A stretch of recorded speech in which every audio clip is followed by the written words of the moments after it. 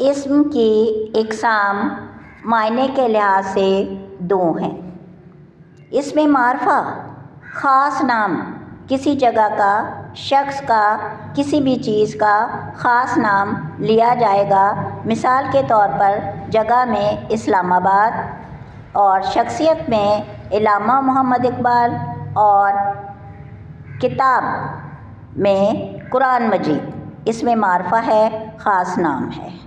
اسی طرح اگر ہم عام چیزوں کے نام جو ایک سے زیادہ ہو، مثال کے طور پر جیسے لڑکا، لڑکی، میں نے ان کا کوئی نام نہیں لیا، دریا، کسی چیز کا بھی، کسی جگہ کا بھی نام لوں، خاص نام نہ لوں، جگہ کا ویسے ہی بتا دوں تو خاص نام نہ لیا جائے تو وہ عام ہوگا، وہ اسم نکرہ ہوگا۔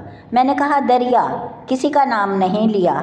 میں نے کہا لڑکا، میں نے کسی کا نام نہیں لیا۔ میں نے کہا لڑکی، عورت، میں نے کسی خاص کا نام نہیں لیا، اس لیے یہ اسم نکرہ عام نام ہیں۔ Thank you. اسی طرح اسم نکرہ کی 7 واضح اقسام ہیں۔ اسم نکرہ کی مشہور اقسام میں آپ کو بتا رہی ہوں جن کا زندگی میں واسطہ پڑتا ہے۔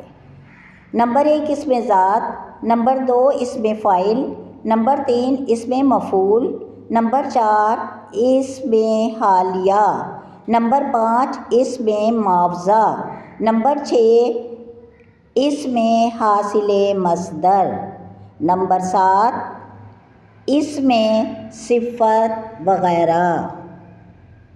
یہ اسم نکرہ کی اقسام ہیں۔